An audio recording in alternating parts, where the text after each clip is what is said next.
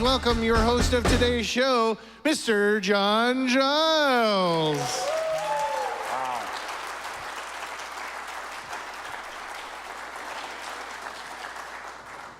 Thank you very much. And now I have my glasses on, so this will go a lot more smoothly now. Thank you. I'm excited to be here. I am the mayor of Mesa, John Giles, and I am privileged to be the substitute teacher host this morning. Mark Cordes is, I don't know what he could be doing that would be more exciting than this, but somehow he has other obligations today, so I'm excited to have the opportunity to be with you and talk about some important topics in the city of Mesa. So let's get started. The first thing that we get to do, thankfully, I think we've already gotten a taste of this morning. We have a great musical guest, Brothers of an Art. I asked them earlier if Art was here, and apparently he's not. But nonetheless, they're ready to perform. So gentlemen, thank you. Take it away. All right. Well, thank you so much. This is Johnny Carrasco. My name is Tim Hearn, and we are Brothers of an Art. And here's a little something for you.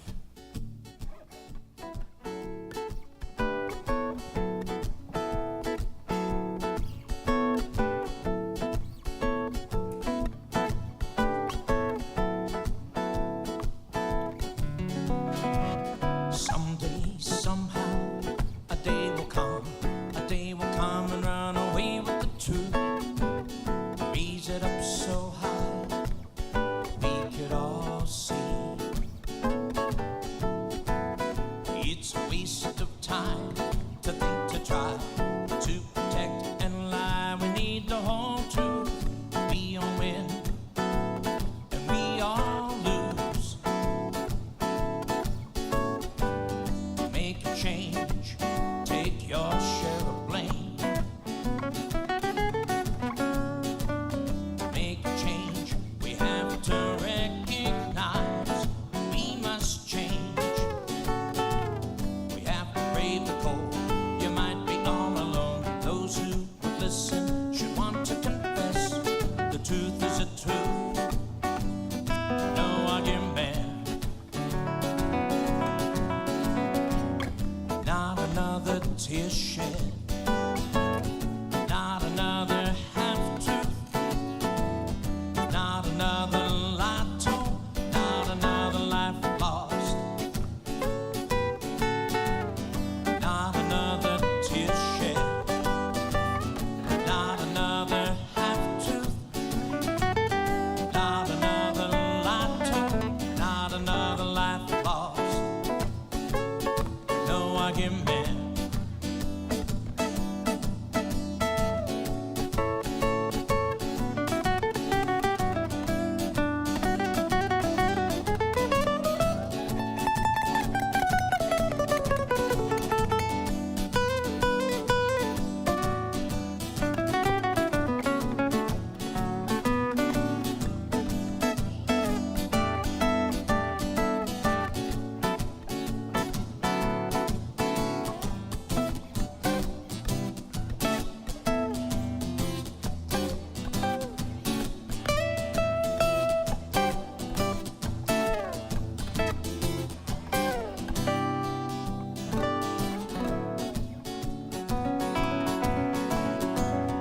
Not another tear shed. Not another half-truth. Not another lie told. Not another life lost. Not another tear shed. Not another half-truth. Not another lie told. Not another life lost. No argument. No argument. No argument. No argument.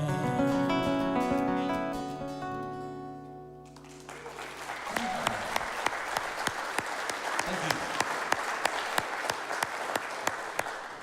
Wow, those guys are great, aren't they? Thank you, gentlemen. Thank you. Hopefully we'll get the chance to hear more from you. We have a theme for this program today, and it couldn't be more timely.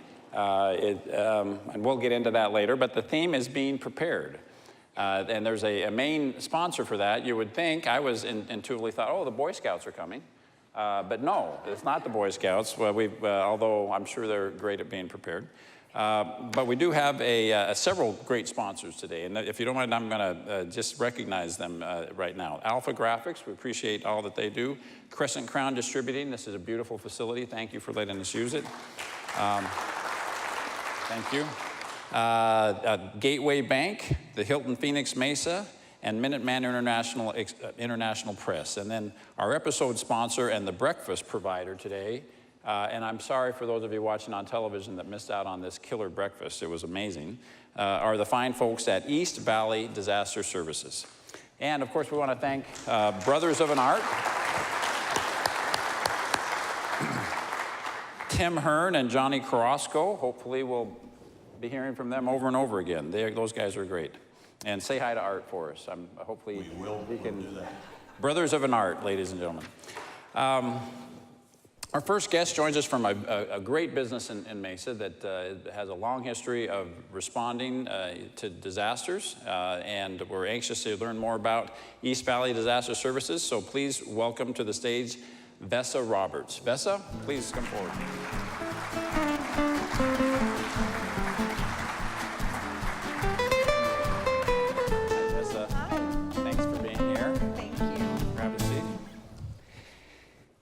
That's a pretty ominous name for a business, isn't it? Disaster Services. I mean, yes. Ghostbusters comes out, what, in a couple weeks? Are you in this movie? Or no, we're not in it. No, sorry. Well, I assume they're in the disaster services business as well, so. We get that a lot. People see the logos on our shirts and are like, oh, that can't be good that you're here. It sounds cool, no. Nobody wants to see us, but they're glad when we show up. So I think a lot of people are confused about what does someone that's in disaster services do? Give us a thumbnail description of what your business does. Primarily, it's water and fire damage restoration. If your water heater breaks or pipe bursts or a storm like the folks in Mesa experienced a couple of years ago when the neighborhood flooded, we'll come out and help restore not only the contents, but the structure itself, and just be of any service that we can. Same thing with fire damage. If you're unfortunate enough to have a house fire or a business fire, we come out and put everything back together the way that it was or better. You know, this is, I think, an all too common problem. Probably everybody has some personal experiences where you come home and your water heater decided to have a bad day, or there's been a broken pipe, and you have standing water in your house, and the typical reaction, I think, for most people is to be dumbfounded. What in the world do I do in this situation? And a lot of times people don't respond appropriately. It takes them a day or two to catch on to the fact that your business exists, and for insurance claim purposes and other reasons, it's important that you get a hold of a disaster recovery company right away. That's correct. One of the messages that we teach all the time is preparedness, and we encourage people, have a plan before you need it, because it's not the time to be digging through the yellow pages. So we encourage everybody to kind of know who you're going to call and what to do when those things happen. How long have you guys been in business? I know the answer to this, but that's why I'm asking. We were established in 1987, so next year we'll be coming up on our 30-year anniversary, so we're very excited about that.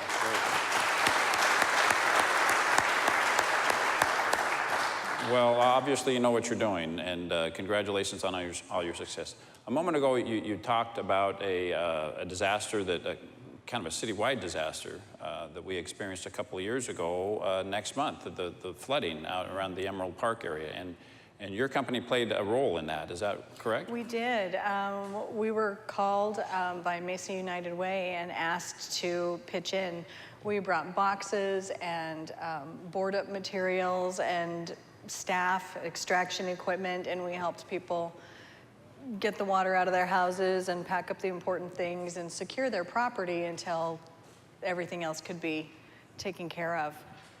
Well, I think that's probably a good example of why you've been in business for 30 years. So thank you for being I love being of service. Thank you for being such a great part of our community and for being not just here to make money, but also to help people. We really appreciate that. Ladies and gentlemen, Vessa Roberts from East Valley Disaster Services.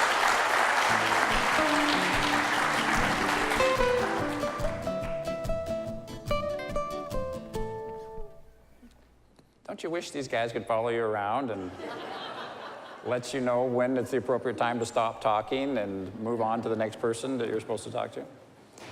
Hopefully, they're free after this as well.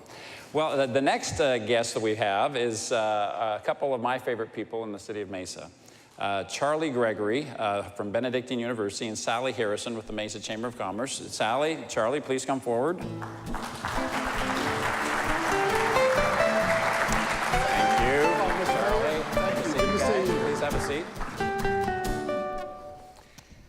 If there's anyone who doesn't know Sally, Sally is the president of the Mesa Chamber of Commerce. I think she could sell anything to anybody. Ice Eskimos, fill in the blanks. She's great at what she does, and we talked a moment ago about the great meeting that happened a couple of days ago, or really just last night, to help Mesa businesses that are facing some challenges.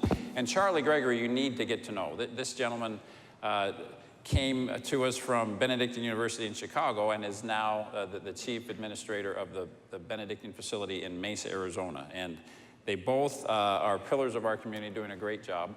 Tell us why you guys are teaming up and what, I think you have an announcement for us concerning your organizations. We do. About 2 weeks ago, Charlie and Joe joined me for lunch and had an idea. And we'd like to announce that starting this fall with fall classes at Benedictine, Mesa Chamber will now have a junior chamber of commerce in partnership with Benedictine University. Thank you.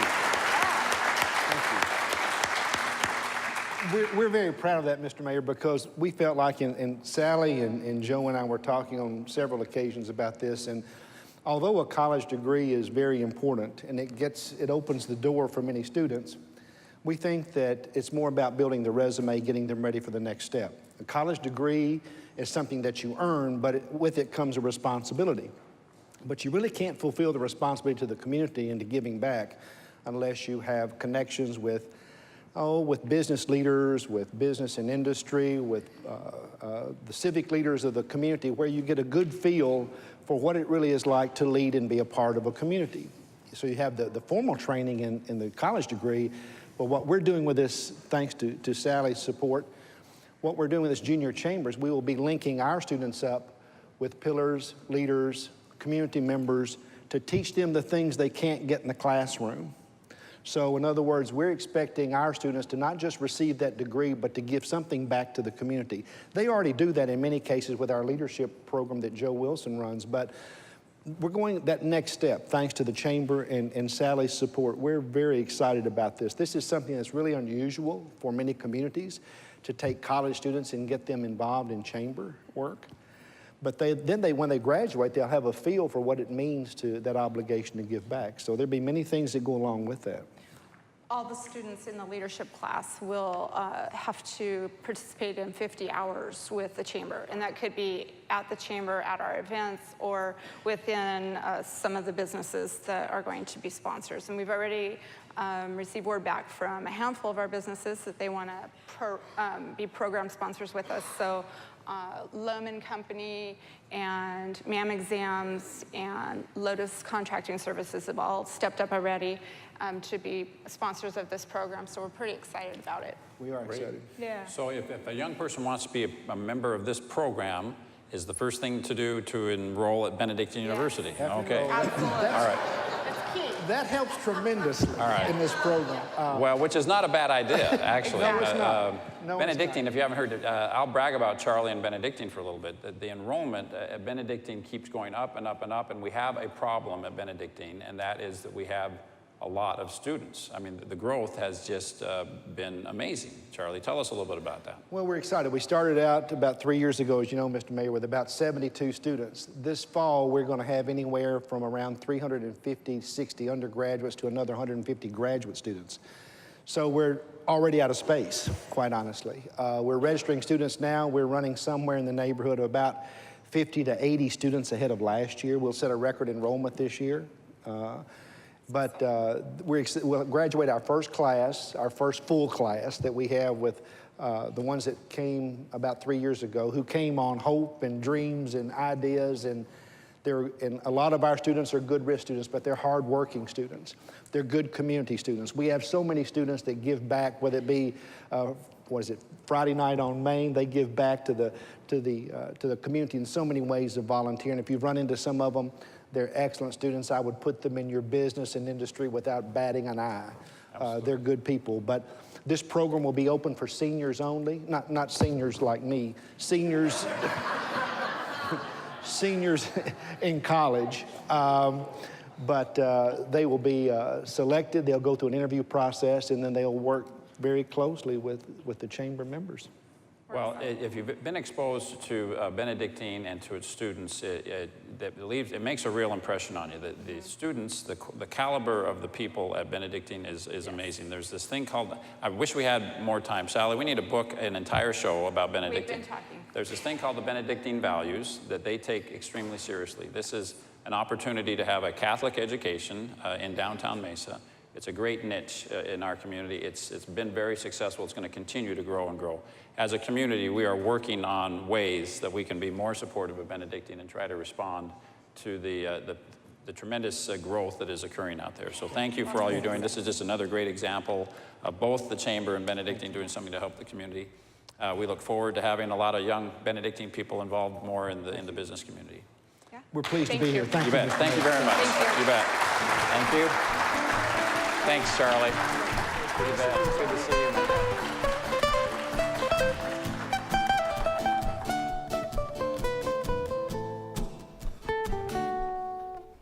I think we'll just have people come back and forth a lot so we can listen to more music, because that's a lot of fun. That's a great idea. People, the way you get a job now is to have stuff on your resume. So that's a great to have more practical experience, isn't it? Our next guest, also very important organization in the city of Mesa, the Mesa United Way. And we're excited to have Mark Young from the Mesa United Way. Mark, please come in. Thank you for being here.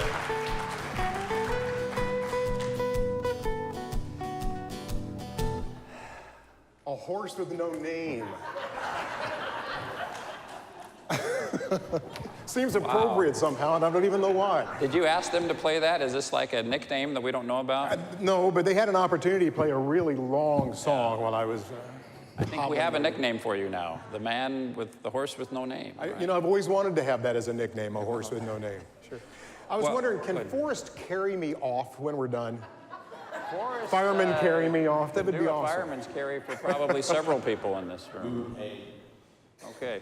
Forrest is the public information officer for the Mesa Fire Department and capable of carrying a lot of people. Carrying a horse with no name. There he is. Maybe we'll have him come in and out just so we can listen to the music. But Mark, Mesa United Way, we are so fortunate. In case you don't know it, we have not every community has a United Way. There's not a fill-in-the-blank United Way in most of the cities in the state of Arizona. We are fortunate that we have an organization that is focused on the needs of Mesa, that is staffed by Mesa people, that has a Mesa board of directors, and when something goes wrong in Mesa, they can turn on a dime and help us. So thank you for being in our community. As you know, the theme for today is to talk about disaster preparedness. And I know Mesa United Way is very prepared to respond. Tell us a little bit about the role that you play. Sure. Mesa United Way is 95 years old, and really at the beginning, it was about responding to people who were in need, children who were hungry. And we continue to do that, whether it's a local disaster, a local problem, a national issue like the floods in New Orleans or when 9/11 happened. We're prepared to respond as quickly as possible. So a couple of years ago when the flood happened, we got a call from the city and asked if we could provide meals for folks the first evening. We went over to Keller Elementary School, set up shop there, fed about 200 people that evening, and then we were there all week long handing out food boxes to families that were in need, emergency, hooking them up with folks that could help them regardless of what was going on throughout that week. And it's a real privilege, actually, to be able to be a part of making a difference in the lives of people. We don't do that alone. We have a lot of partners that we work with that share that responsibility with us, that are available and willing to help whenever possible. So. And that's interesting. Mesa United Way itself provides services. For example, Helen's Hope Chest, I know, is a program of Mesa United Way, but your other very important role in the community is to fund other agencies to go out and do the work that you've described. That's right. Who are some of the agencies that Mesa United Way funds? What do they do? We fund about 26 agencies, and I'm going to leave somebody out if I tried to do the whole list, but it's folks that really do help create a safety net for people in the community, whether it's children through the elderly. So, you know, we have emergency things that happen in our community like the flood, but for folks that don't have food to eat tonight, they don't have a job, they're in emergency situations right now. And so the work that Mesa United Way does, helping to fund those organizations that provide those services, is an important one. So we work with A New Leaf, Save the Family, House of Refuge, Lutheran Social Services, American Red Cross. There is just a wide variety of folks that are a part of our allocations and a part of our team when we need some help. I'm privileged this year to serve as a co-chair of the campaign to raise money for Mesa United Way, along with Sally Harrison, who, like I say, is the best fundraiser in town. So it's important that we remember the Mesa United Way helps people, but the reason it can help people is because it's a fundraising organization. So when you have the opportunity this next year, either in your place of employment or other opportunities to contribute to the Mesa United Way, please do that. I can tell you that this is a well-run, well-managed organization that understands the needs of Mesa, unlike any other organization. So thank you for the good work that you do, Mark. Thank you for being here. Thank you, Mayor. Thanks for your help. Appreciate it.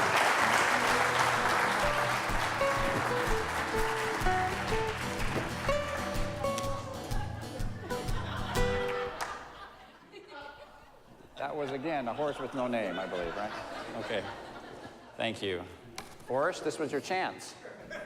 You let him walk off without any assistance, but that's all right. The next segment that we do, I think, and don't get me wrong, I'm a loyal watcher of Mesa Morning Live, but so this is a reoccurring segment, the top 10 reasons. Mark, the normal host is an actual comedian, and so your expectations might be inappropriately high for this, but this is typically where people laugh.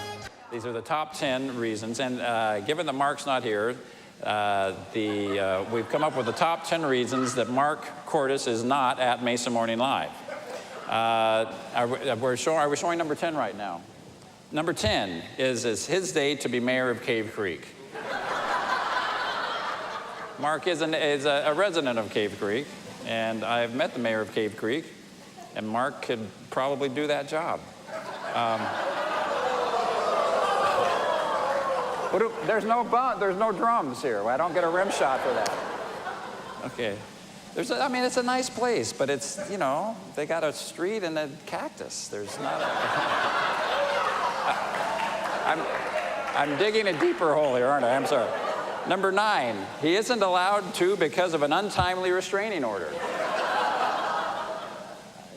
Could there be an untimely restraining order when it comes to Mark? I think we all feel safer knowing that that's a possibility. Number 8, he's over in the Crescent Crown warehouse playing beer pong. I took a tour of if you guys haven't taken a tour of the warehouse, it's amazing. Everything is so computerized, and you can say, I need one bottle of George's root beer, and there's a machine that will turn 12 times and take you right there. Very impressive. Okay, number 7, somebody offered him an opportunity that paid. There's no pay? Oh.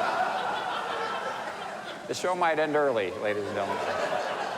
Number 6, he was so funny on his last cruise gig, they put him off on an abandoned island. Apparently, I have the same writer as Mark does. Number 5, he has a guest spot on Keeping Up with the Kardashians today. I think I would rather be on this show than Keeping Up with the Kardashians. Okay, number 4, he's out playing Santa for the food bank's Christmas in July food drive.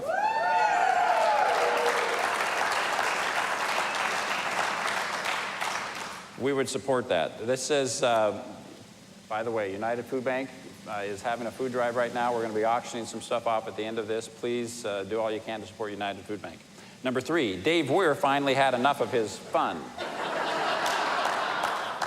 Now, is Dave the butt of a lot of Mark jokes? Is that, oh, his hair or his lack of hair, I guess is what we're talking about.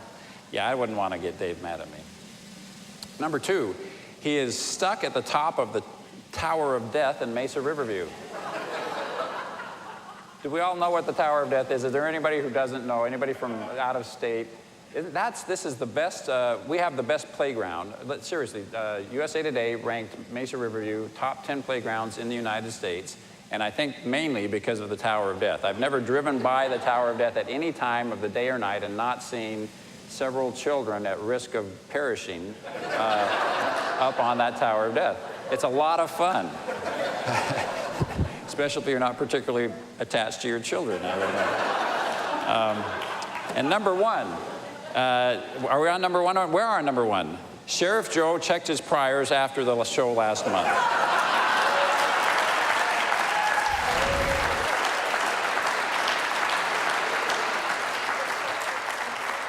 That one just kind of wrote itself, didn't it? I mean, knowing Mark and the sheriff, how could that not be probably what's really going on here? Isn't that?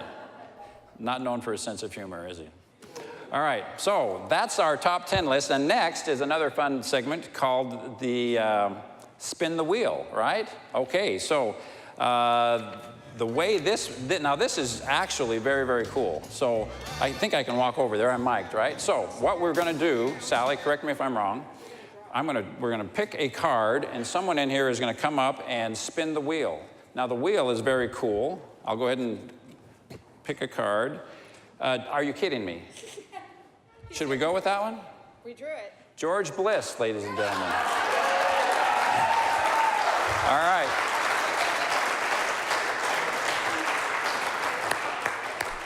George is an icon of real estate in Mesa, Arizona. George is actually older than some of the dirt in Mesa, Arizona.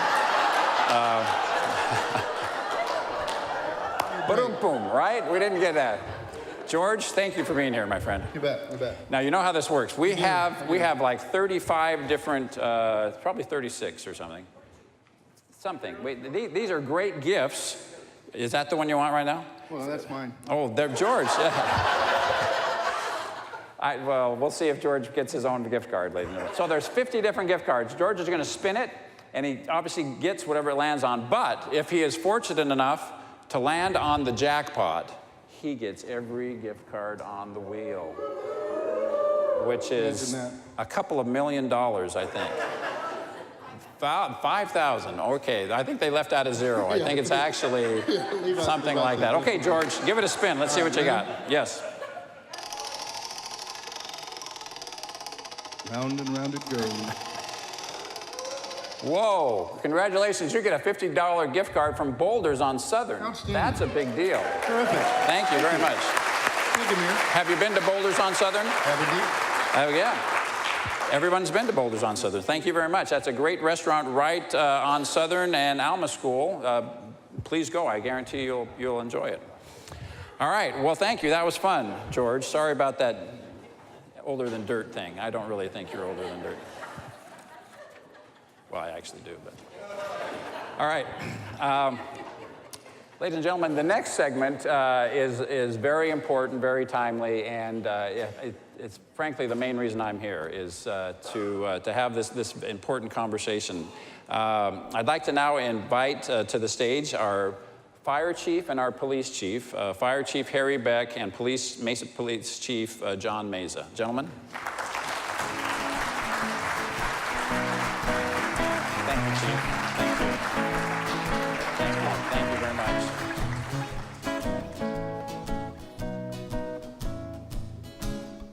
I recognize the tune. Name that tune. Layla. Oh, that's great.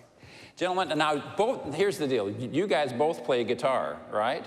And you're actually both very good, I've heard. I don't know about that. So, and not to let the cat out of the bag, but unfortunately, both of you guys are on the brink of retirement, right? So, you see these guys over here?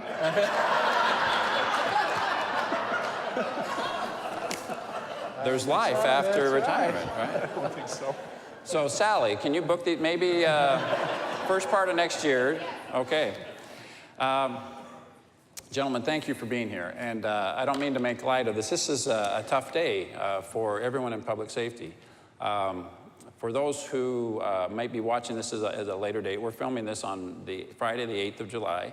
Last night, we had a horrible national tragedy. 5 police officers were murdered.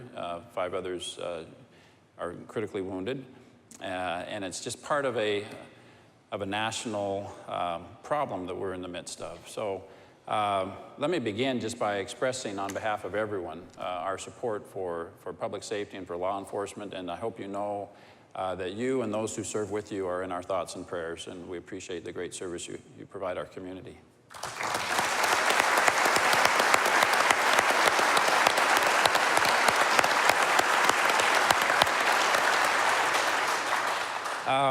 So like I say, we didn't certainly schedule this knowing that we'd be in the midst of this, but on the other hand, we've been in the midst of a challenging situation involving public safety for quite a long period of time. Chief Meza, why don't we start with you? Tell us, how are we doing as a community? Are we prepared to respond to similar situations that we've seen around the country here in our community? You know, the answer, are we prepared? And that answer is yes.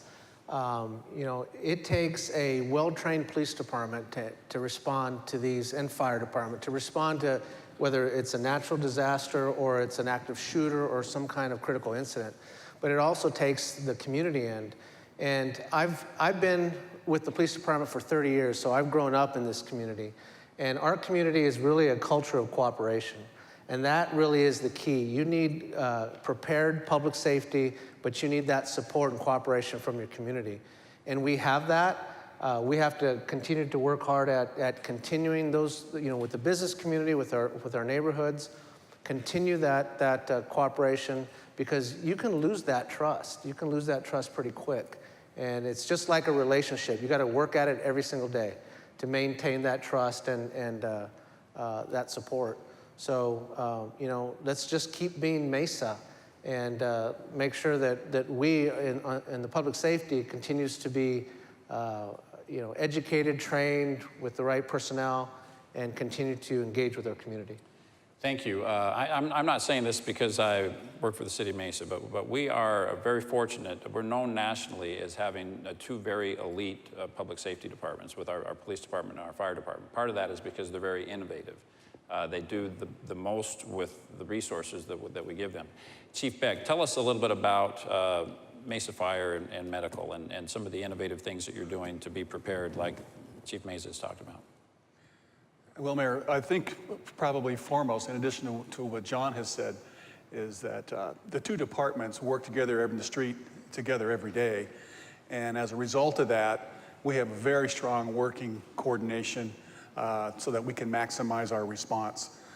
That constant training that we do together, we operate in a unified command post.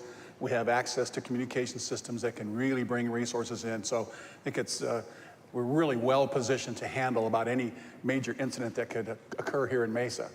Well, some of the things that we've done in fire and medical here in the last little while that we've received quite a bit of recognition for, which we really just did to solve a problem, which is a continuing increase in our emergency medical calls. And what we were finding is that we could probably be much more efficient in the way we responded, although in the past we sent what we call an all-hazard unit, which is a 4-person fire apparatus that's capable of doing anything from a mountain rescue to putting a Band-Aid on a cut knee. And so we did that consciously. We wanted to have 100% coverage for all hazard response, which we have a very good system in place. But now we added another layer that's much more efficient in terms of what we call low acuity patients, people that don't really have life-threatening situations but still have a need for some care. And so we've implemented a 2-person system.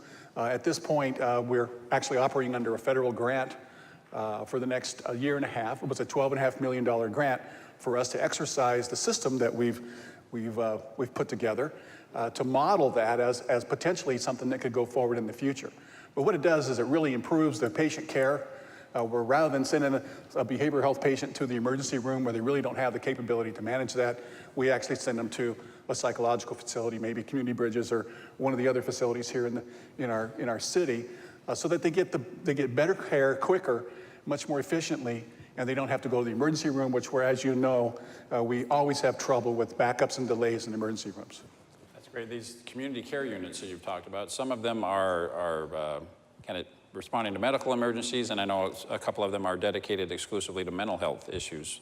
And I was very surprised to hear a statistic recently. I think in an average year, or at least the last couple of years, your departments respond to about 2,500 different suicide call situations. That's a staggering number to me. If you think there's only 365 days in a year, and annually we're responding over 2,500 times to that scenario. What a challenging situation for your personnel to respond to. Chief Mesa, I know recently you've talked about a crisis response team and how to be better prepared for those scenarios. Can you tell us a little bit about that? You know, we did see over the last 2 years an increase in either suicide attempts or actual suicides. And what the police department needs to do is evolve with the trends that our community are seeing. So we went to City Council and requested resources for a 6-person crisis response team for the police department. And what that does is those are specially trained officers that really have more education than your average officer on how to deal with people with mental health issues and challenges. So far, we've been at it for about a month so far, and we've had some incredible results. We've had a couple of cases where I can't say for sure, but I'm pretty assured that had it not been for those specially trained officers that take more time to deal with these people, the results were, there was no tasers, there was no, use of force. They were able to talk their way through and get people help. And really, that's the change. Some of the reform you're seeing across the board in policing is slowing things down, taking more time to communicate rather than going to, using force from the get-go. So very fortunate that City Council approved that, and they're already at work and they're already showing the results. Mesa, I think we all think this is a great place to live, but this is a big city, as we know, 38th largest city in the country. We're part of a metropolitan area, several million people. So we experience all the challenges of the largest metropolitan areas in the country. And we're famous for growth, but we've been a little stagnant for a while, but we're back in high growth mode now as a community. I can tell you, Mesa is adding thousands and thousands of people every year to our community. That presents a challenge for public safety. How are we doing in terms of responding to the growth in our community? Are we well situated, or do we need to be mindful of that? Chief Beck. Yes, Mayor. You said it, and we said it earlier, is that we're very well prepared to deal with the day-to-day demands of the city of Mesa in terms of all hazard response. What we have seen over the last several years is an ongoing situation where our ability to really ramp up with resources for key major situations has become more and more challenging. And so what we're beginning to see is, even though our first line of response for a typical type of incident is still fairly stable with our response times, especially with some of the innovations, we've been able to keep our response times consistent over the years, even with about a 4 to 8% increase in call volume every year.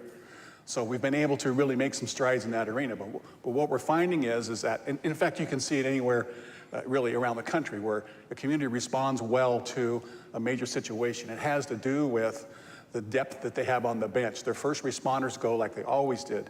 But how you actually manage a major situation, or even something that's just on the edge of being major, now still not major in terms of disaster, but say a mass casualty type incident or a large fire situation, you really do need to have some depth on the bench. And so that means you need to have the training, you have to have a few more people involved in it, and you have to have a plan in place to actually deploy those. And so we've been a little challenged in that arena.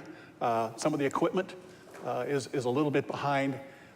We're actually operating with our fire trucks in a life cycle replacement that we're several years behind right now, so that presents a little bit of concern as well. But that's not to say that we're not ready to handle any emergency that comes along, but again, with the growth And the types of incidents, as John mentioned, the community is evolving and we're seeing different types of incidents, and we need to have the resources and the flexibility to be able to regroup and redeploy and be able to basically manage anything that can be thrown at us. I think it was a month or so ago, both of you gentlemen were at the City Council. We were talking about your budgets, and there was a great graphic, Chief, that you put up that showed the response times in our city and how we do a good job, but in the high growth areas, particularly Southeast Mesa, where we don't have we have a lot of beautiful communities, beautiful houses, beautiful buildings. You got to kind of look for a fire station. We haven't been able to keep up with the growth out there. But we are challenged, and more so with the growth in getting the response times that we want in those areas where we're growing quickly. Is that true for the police department as well, Chief Mesa? We have seen response times starting to increase. The growth out in the Southeast is definitely a concern. But what we're seeing also is the ability for the officers' time to be proactive. That's starting to decrease. And we look at response times, including other things, but really that proactive time, you don't want a police department that is just responsive and responding to calls. You want to have that time to be proactive. And that crime prevention piece is such an important part of keeping the community safe. So we're watching that also. When that starts to decrease, that means our officers are being stretched, just going call to call to call. And that's not being effective. So we presented that to council to talk about. We probably are going to need more resources to balance that out. We need to hire more police officers. Absolutely. Okay, and they say we need to staff new fire stations, right, Chief? That's correct, yes. I mentioned earlier, both of you guys have had wonderful careers. We're very grateful for your service, and you're coming to the end of those careers. I know 30 some odd years, 40 some odd years. When you started in this game, and you were a rookie police officers, firefighters, and you rolled up to a situation, the equipment that you needed and that you were provided is different than it is now, right? We live in a more complicated world, a more dangerous world, I'm afraid. How have things changed in terms of how we need to equip our personnel? I'll start off, you can jump in. That's probably been the biggest change. I mean, when I first started, you had one little portable radio and you stuck it in your car, and that was your radio in the car. Then when you got out for a call, you had to punch it out and put it on or take off running. And the computers, they didn't do a whole lot. So technology is probably the biggest change in law enforcement. The way, we use the cameras, the tasers, the computer system, the intelligence sharing data. That is all critical. That is how we solve crimes and stuff that our crime lab does. But that's all technology, and that in the future of policing, technology is going to be a huge piece. That's great. And unfortunately, that's expensive. So that's another thing. My role, or the role of city government, is to give you the resources that you need to be successful. And again, the events of the last few hours have demonstrated that you can't be too prepared for the situations that you're presented with. These are not hypothetical situations. Just in the time that I've been in my position, we've had flooding that lasted for several days. We had active shooter situations. Not too long ago, we had long-term power outages. Chief, what do we need? What kind of resources do you need to respond to those types of major incidents that have occurred and that we unfortunately know will continue to occur? Well, that's a very good question. Obviously, we can't function on a day-to-day basis like we're going to have a major disaster any minute, because that just wouldn't be economical or wouldn't be feasible. But what we have to have is the ability to ramp up in those situations. And so as I mentioned earlier, our actual first response system is very efficient and very satisfactory. But what we really need is the ability to build in more training, which we've been deficient in recent years because of difficulties with funding some of the training that we need. Some of the equipment, as I mentioned before, is a little behind times. But what we really need is the ability to have information available to us quicker, so we can do some advanced planning on incidents. But the other thing that's going on in our city right now is that the call volume, as the mayor mentioned, is really increasing. And this last year it went to 8%, which was rather dramatic. And so, what we're seeing is that actually in West Mesa or the inner city of Mesa, the call volumes are really going up, while in the peripheral areas, because of sparse deployment model, is that the response times are getting longer. So we have this development where we have growth in terms of the expansion of the city that needs to be addressed, and then we have the call volume in the inside the city that depletes our resources on a pretty regular basis. And so what we really need is the ability to be more responsive to the individual demands during the day. One of the things that we've done with our new two-person units is actually do peak time deployment. So they're not a 24/7 unit. They're only working during the period of time where we have the data that demonstrates that the types of calls that they could be most useful on would be most prevalent. But the ability to sustain that is what's in front of us right now. And it's almost like you've probably overheard it, a bit of a crossroads where we're going to need to make some decisions about the quality of service that we're going to need to provide. And if we want to sustain what we have now, it's probably going to take some more investment.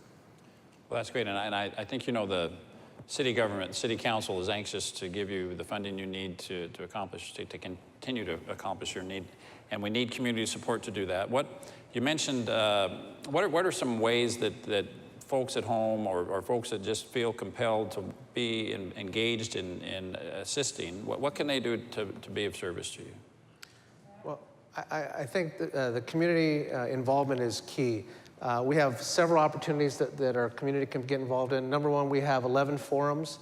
We have the business forum, we have clergy forum, Hispanic, African American, and we have human rights forum, and I can go on and on about the forums. I suggest that you go on to our website, the Mesa PD website, and we just published our annual report a while back.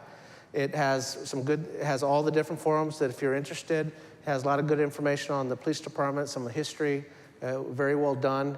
I encourage you to get on that. Each district, we have 4 districts throughout the city. Each district commander has an advisory board that any citizen or any business owner can get involved in if you live in that district. I encourage you to go on there and read that. If you want to contact your commander, there's all different ways to get involved. And we really take community involvement as an advisory role. We need to know what you need. We need to know the challenges so we can respond to that. So I encourage, and we have a great volunteer program. If you want to really get in, you can volunteer in our crime lab. You can volunteer in homicide at the districts. We have a very robust volunteer program. Yes, you do. Chief Beck. Yes, we have an emergency management division that the fire department's responsible for, that has what they call a community emergency response team program, which initially was federally funded, and there's just still a dribble of funding coming for. But what it basically does is it helps us organize neighborhoods to respond in support of public safety on a whole range of potential issues. And so that's something that's available. It's a volunteer basis. That's something that's available from the fire department. But I think something to consider is really 2 things. And it really doesn't matter what type of incident we're talking about here. But one of the things that people can do is is have a higher level of situational awareness, whether it be a flooding, whether it be your power is out, and so you think ahead, okay, what does this mean in terms if it doesn't come back on in a period of time? If we have evacuation, and again, in terms of what the community needs to be prepared for, is what we call a 72-hour kit, where you have 72 hours worth of your medication, clothing, water, maybe a little bit of food, kind of stashed in a particular place where if there's an emergency where you need to be out of your residence for at least 72 hours, you can pick up this package and you can go. In terms of businesses, I think it's the same thing. Each business to sit down with their employees and discuss the potential of what if we had a power outage here? How would we continue with our business? What would we do? Or if there was a flood? And these are 2 things that have occurred, as the mayor mentioned, right here. And the potential for all of those types of disasters that you see in the community are right here in Mesa as well. Remember, we're an extension of one of the most prolific metropolitan areas in the country. So Mesa isn't an island. Mesa is an extension of a much bigger metropolitan demand. And so anything that can happen in Phoenix or Chicago or LA or Orlando could eventually come to us. And so everybody should have higher level of situational awareness. have a little bit of a plan of how they're going to respond to that. And I think finally, especially whether it's a business or a home, is have a meeting place identified so that you can do, in the event of something terrible, you can actually do a roll call. Okay, one of the things that we deal with when we respond on emergencies is we really want to know what's the rescue problem, what's the rescue exposure for people in trouble. So if there's a place where we can go, where it's been prearranged, where people are going to come together, if they have to leave all at once, it's a way for us to be sure that we've got everybody taken care of. So those are just a few pointers. Thank you, Chief. Those are all great. And unfortunately, those problems not only can happen, but we know they will happen in our community. It's just inevitable, unfortunately. So we appreciate all you do to prepare for that. I just want to underline something Chief Mesa said. Both of your departments rely heavily on volunteers. I've gone to banquets and given awards to volunteers in the police, and it's a couple of thousand people, or at least 1,000, between all of the different activities that this very large, robust police department's engaged in. Some of it is really cool stuff. You talk about the crime scene, lab folks. A lot of those folks or some of them are volunteers, and it's very sophisticated, very interesting work. So if you're interested, have some time that you can dedicate to serving in public service, our public safety, we'd welcome those inquiries. We're going to wrap this up, but let me just again one more time say, on behalf of our community, how grateful we are to both of your departments for your great service, and to you two individually as you wrap up your service at the City of Mesa. Thank you for all that you've done for our community. Thank you very much. Thank you.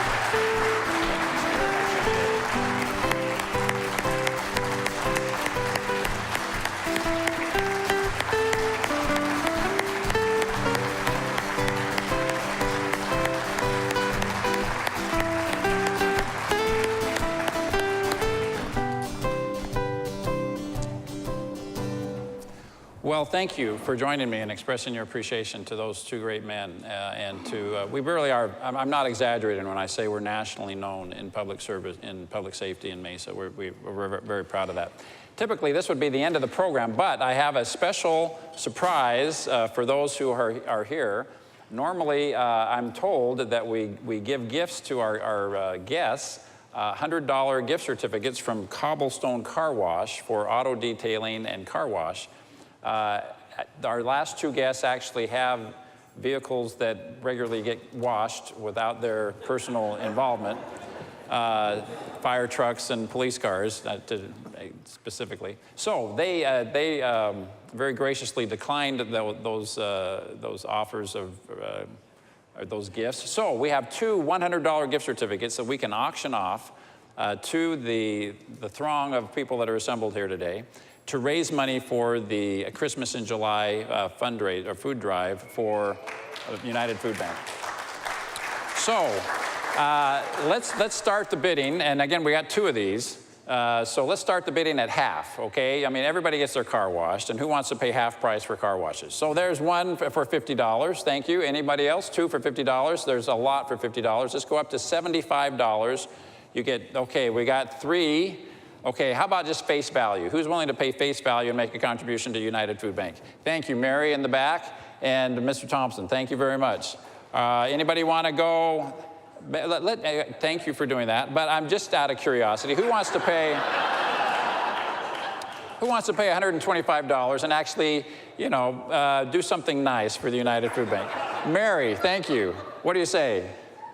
All right, we sold two of these for $100 and okay, so we thank you very much. And so throughout the month, look for an opportunity to support United Food Bank.